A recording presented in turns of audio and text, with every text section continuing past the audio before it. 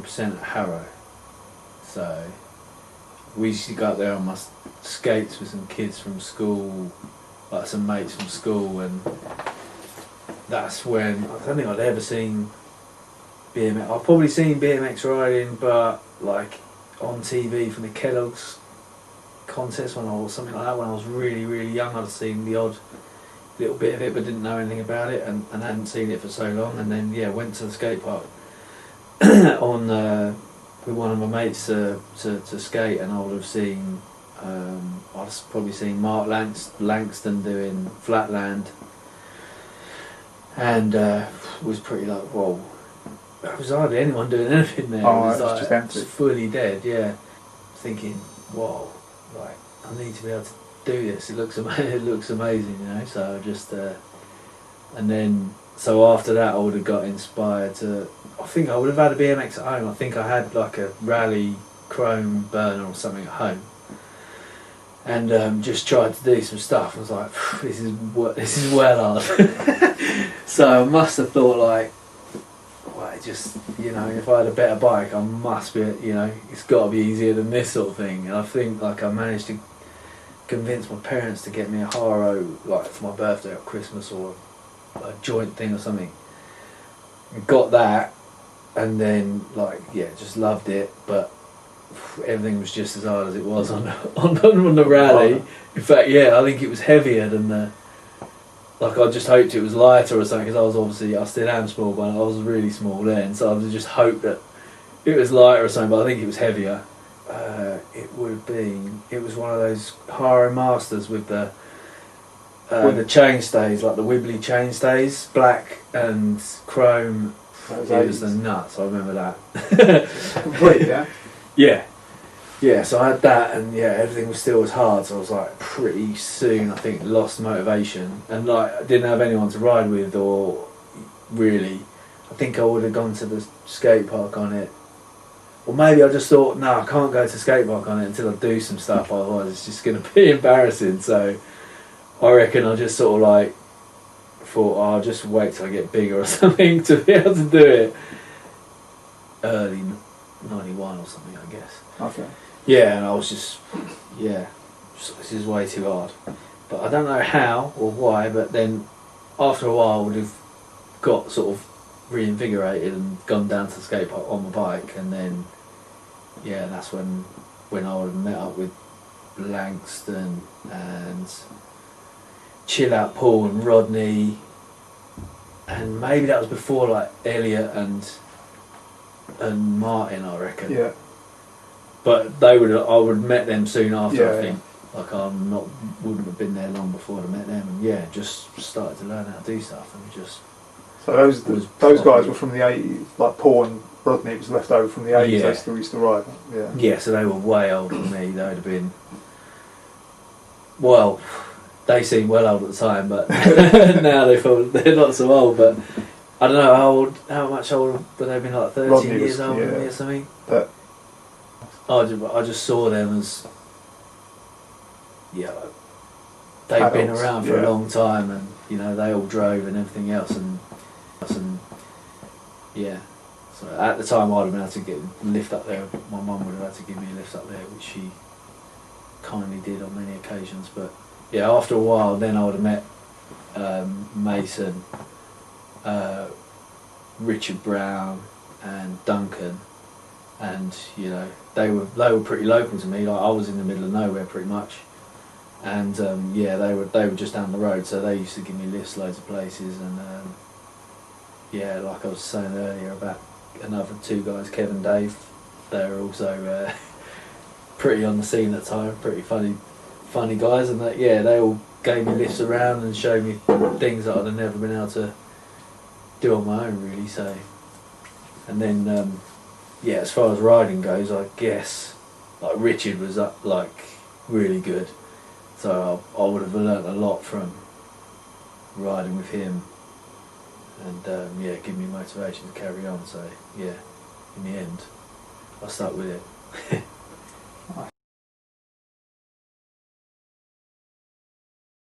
that Nottingham Wheels contest would have been one of the first ones. So yeah, I don't know how long that skate park lasted into. Who'd you go up there I reckon with? that was the first Mason? one. That would have been with like Mason and Richard and that. And How old were you then? Paul was there and Rodney was there. Jerry was there, so I must have met Jerry before then somehow. Maybe at Harrow or something. Harrow, So I seem to remember knowing Jerry at the time. But probably I wouldn't have known him very well. I probably would have looked up to him more, you know, because he was like, he was just unreal, wasn't he? So I'd have seen him places and looked up to him, and then probably that was one of the first times I'd have probably hung out with him, and for an extended period. And we all stayed up there overnight in the rampart where it was freezing, and I was still at school. Because when I won the BS contest in Oklahoma. What would have been the last one? The last Chicago. one that I went to, or maybe Chicago. So I think maybe I won the overall because I'd done 2 out of the 3 or whatever it was, and I think I won the overall in Stunt Boy, or maybe I finished second overall in Stunt Boy. I can't remember. But I remember I only remember this because when I went back to school, so it was in doing A levels, and I was supposed to do A levels, and I just went back there. I hated school, I went back there, and they were like, "What did you get up to in the summer?" And people spoke, so said what they did, and I said what I'd done. And I remember the teacher, my physics teacher, just went, "Oh, what are you doing here then?" And I was like, I never went back. So there's if you want an example of people teachers inspiring kids, but in the opposite sense, then he did a good job. But honestly, I remember going back to school and just we were all kids in the last year before GCSEs, and then we came back and the same school, but just do it in the sixth form, or doing A levels in the sixth form. And everyone was wearing suits, and everyone all of a sudden had just become adults, but they hadn't. Everyone was acting differently, and because they came to school in a suit and not a school uniform. And I was like, "Fucking, I hated school before, and this was even worse," that was the last time I went back to school. So that would have been the first contest I would have been was '92. Then 93 would have been probably those Spitalfields contests, I guess. Ryder Cup. Yeah. But didn't they just put the ramp there for that contest and then it stayed there? Is that what happened? Yeah. So it was open. You could ride there, but it just had that vert ramp. Yeah. So I remember that contest and just being pretty blown away by it, because I don't think I'd ever ridden a vert ramp, probably. Ridden a half pipe at Harrow. But seeing, I guess it would have been obviously Beswick, Tabron, Mark Atkins may have been there. Hoffman. Yeah, was that on? Hoffman was that? Yeah, so that would have been. Mirror was there? I don't remember that. McCoy. That was all there. That first year. Mm. Oh, so I'd have been. They only did the one, yeah. Oh right. Yeah, so I'd have been absolutely blown away by that, because it must have been. So when I went through that period of, it must have been after I had the Haro Master, and in between that period where I wasn't riding it, I must have got wind of the Hoffman video coming out, and I got hold of that, and that's what inspired me to then go, well, this is head first. Yeah, this is way worth pursuing, because that just absolutely blew my mind. And I used to watch that. I reckon I watched it every day for a long time. It was just I couldn't believe it. And then I would have seen Matt ride in person there. I can't believe I've actually forgotten that, but that's probably so unbelievable to me. That's why it hasn't sunk in. His Stars and Stripes shorts at that point. Yeah, amazing. Before he was Radlands. Yeah. So that was, which the first setup did they have when they had the mini ramp? Yeah. Yeah, so that would have been that Decay bikes. That's it. Sort of. Yeah. When you was on Decay. Yeah. You had your own faults. I think so, because I seem to remember No, it couldn't have either been. that inspired, Yeah, I that think that somehow might have been inspired the- me to do it, that or, might have been the or spark. something. Okay. That's early. That was. I've probably got a mag with a picture of you on the front. What, riding it? Yeah. Oh, doing a toboggan on that Yeah. on that ramp. Yeah. So that So was the era. 93, Yeah. That, and that ramp was pretty good, wasn't it? Like a the mini. 6 foot Yeah, or yeah, it was 5.5 good, yeah, foot mini, with a hip quite into it. steep. Yeah, that was good. So yeah, that is your 3 then. Nottingham Wheels, Ryder Cup, Radlands. Yeah, I reckon.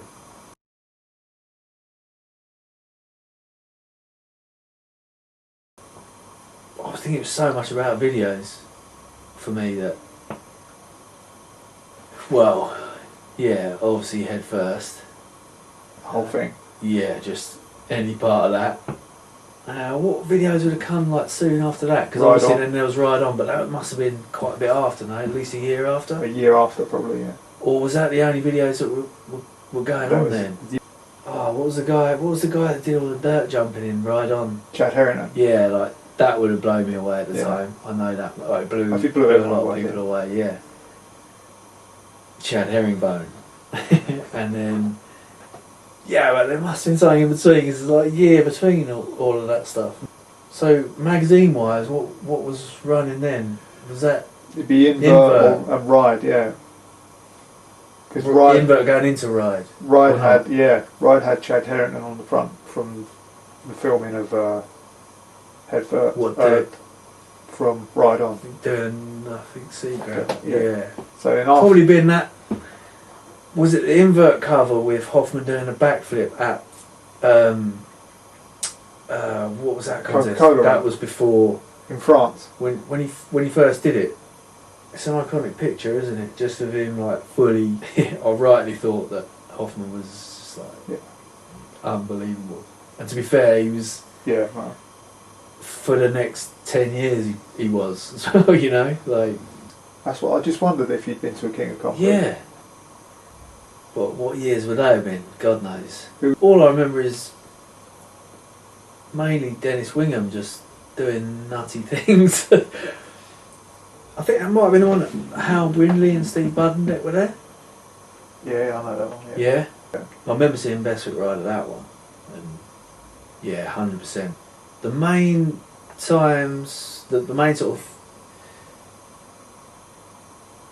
times I remember just seeing all the pros that I'd seen from the magazine was probably Oklahoma. Yeah. That's like, because I guess that's a bit more recent, it's a bit more, I was a bit older and stuff like that. But yeah, there was so many people there that you just seen in magazines, and it was amazing. And that's the first time I think it's the first time I met Joe Rich, and probably Taj was there, and like I'd heard so much about them, and they weren't as high profile as like Hoffman and Mira and stuff, but so that made them even more like alluring, you know. And I remember seeing them; they were like the underground kids that people knew, and that was when Matt did the demo on the big court, which was like Fuck yeah. yeah, it was mind blowing. It was like never seen a contest where there was complete silence, you know. Like he just hit this thing, and he was going up the transition, and it just went deadly silent,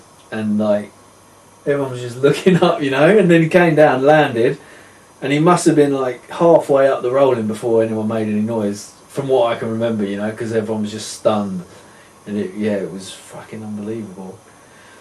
Yeah, so that contest was pretty funny, and that was the one where I met Rooftop for the first time as well. In fact, I think that's the one where Rooftop was named Rooftop, because if he talked any more about himself on the way there, Mola was going to put him on the roof of the car. I think and then he pretty much lived up to it though. I think like he dropped in off of that. You remember he dropped in off the roof into that like the corner of that hit, which was pretty nuts. He did some other stuff as well. Yeah, pretty nuts.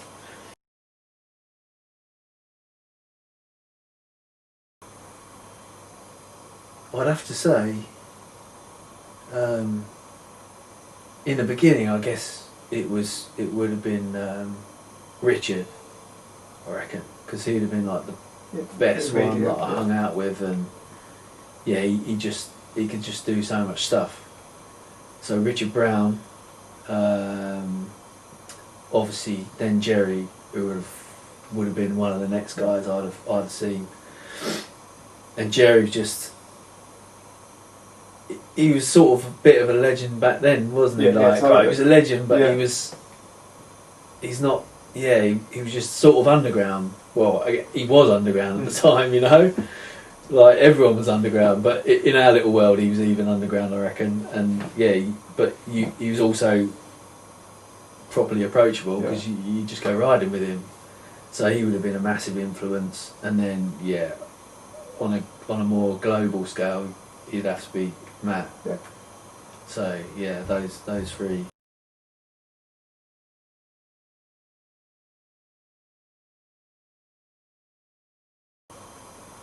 Tail whip, gotta be. Truck driver. What's another one? Wish I was good at tables because I'd like to say that. That's one. That's one of my favourite tricks, but I don't know. I'd say like a 720 jump would be. Not that I've done that many of them, but when you get them right, that just feels fucking cool. When you just like, whoa, you come out of it. I think I did one at the Urban Games. I hadn't been riding like as flat out as I was, and I rode that contest, and I did one, and I remember thinking, I kind of know where I am, and I don't know, like I hadn't been practicing it because I hadn't been practicing much, to be honest. But I remember, just going around and thinking, I think this is going to be all right. Whereas all the other ones I've done before were like just a blur until you land, you know. But yeah, I think that would be turn downs and look backs. I'd say pretty nice to do. Yeah, I say a click to one of them would be up there. And if I could do straight tables, good. That is, you know, I just love to be one of those guys that can do a straight table really good. Any of the Union trips have got to be up there. I don't think you could put like put them in order. What about the first trip to Europe? When even would that have been? To Cologne Worlds. Was that in my car? And that was in a van that we hired, remember? We left from Pinner. Yeah. Fat bloke came with us. Yeah. Yeah. Oh. Yeah, that was the Worlds with the spine ramp and the Pennywise. Yeah. That was another one I remember from meeting people that you'd seen on telly, you know. That's the one for me. Yeah. Where did we hire that van from? Was that the one from your way? We picked it up from your way. No, that was another one. It was you and Adam sorted that out. Was it? Yeah. Remember that Wheels? I remember it was up in Wheels. Yeah. Was the name of the place near you? Yeah. We got it from. Wrecked it. Was that the one with the fireworks? Or was that another one? I can't believe people were setting off rockets in the back of a van with 13 people in there.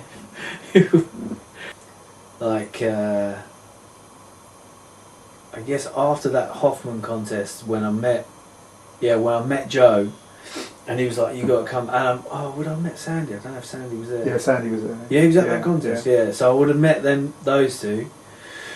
And Joe said, and Mel Cody and Lucky and all that lot, and they said like, "You've got to come to the East Coast," because I'd never been to the East Coast at that point. So they were like, "Yeah, you got to come over. Like it's a lot more like Europe and blah blah blah." And obviously I was well keen to get over there. So at the first opportunity, I'd have gone over there. Maybe it was after that Chicago contest.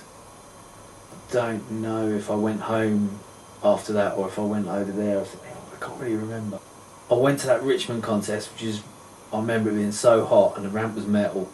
Like, you didn't want to slam because you just get burnt.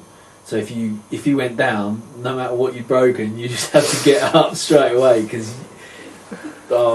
someone was frying an egg on there, or fried an egg on there. It was so hot, and I think I drove back with Sandy, and that's where I really got to know Sandy on the way back. And then we'd have gone back and ridden at Posh, but Posh was amazing at the time, but it's nothing compared to what it is now. But yeah, I think they just built 6 on the Hill, so yeah, that line, not a lot of people had jumped it, and I remember them saying, "Oh, you got to get like if you get through it, you'll be like the first 10 to get through it," and I was like, "Fuck, I'll get through it." So yeah, I remember like I don't think that would even be that tricky now, but I remember it seeming really tricky at the time because you had to jump up, and then there was that little middle. Let's go both ways. Yeah, it was pretty. It was pretty tricky, but I think now it wouldn't be. Nah. It wouldn't be seen as being that tricky, but there wasn't really that much around that. There wasn't really that many trails, was there? Really.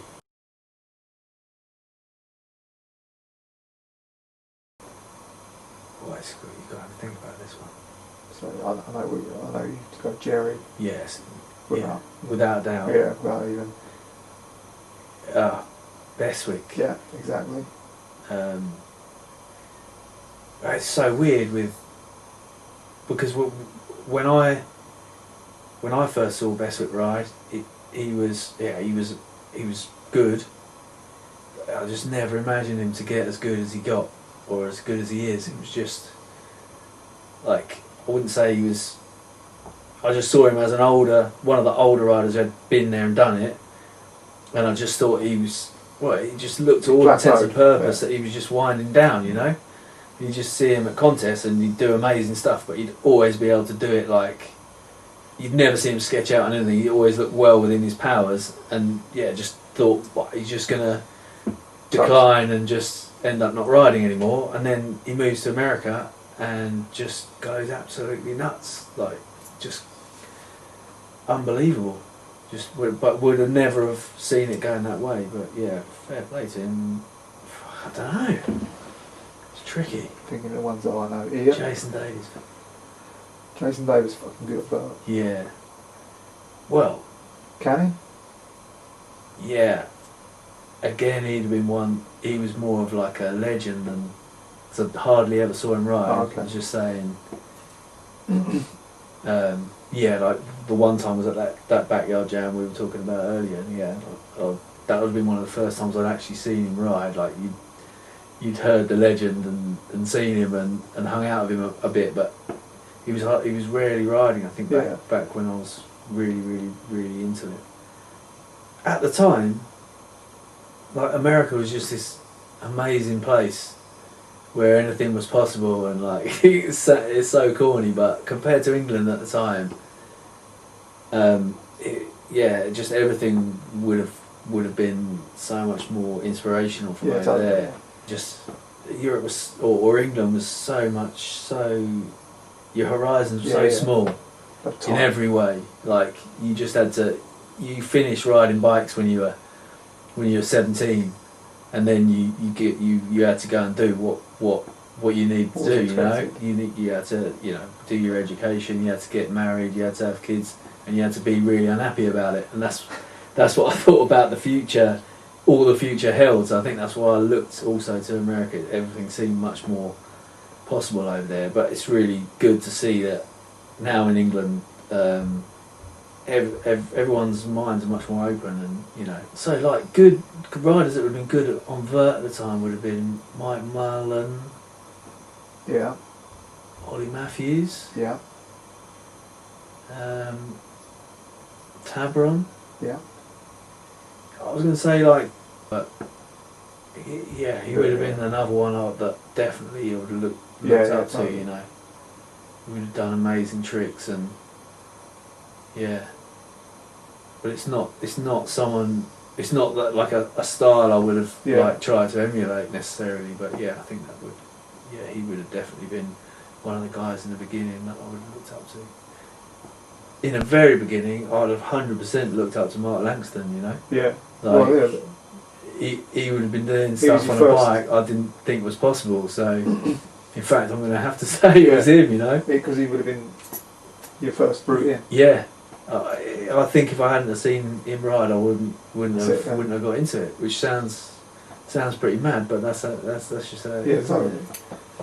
Because he was fucking nuts, wasn't he? Every like throwing his bike around and.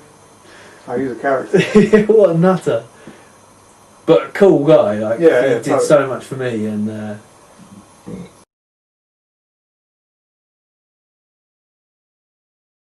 surely, like even from the time that I started riding, like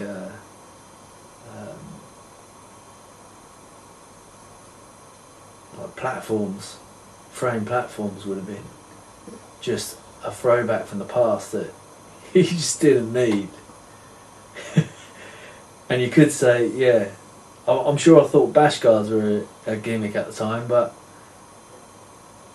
like chain wheels were so weak that they almost weren't, you know. But then you didn't have to do disasters on your chain wheel, really, did you?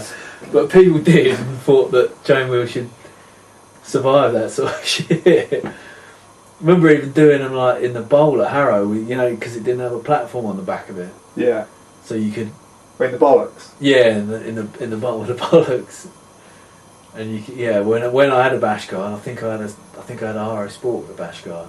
Well, no, did I? No, I didn't. I had a bash guard on the GT. You know, when I bolt on ones. I can't remember which GT it was. Core bash guard, maybe.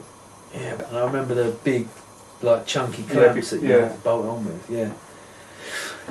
Yeah, and that was a thing. Like going to the bollocks if you had a bash guard and just like make as much noise as you could, sort of thing. There was like a handle. That's it. Yeah. A handle grip with like a motorbike noise in it. Remember that?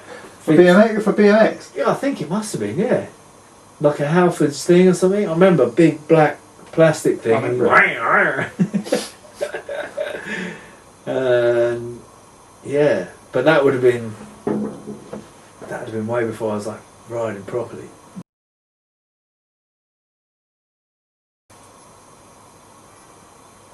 I reckon it's got to be like the contests we were talking about earlier, like the 2 hip contests.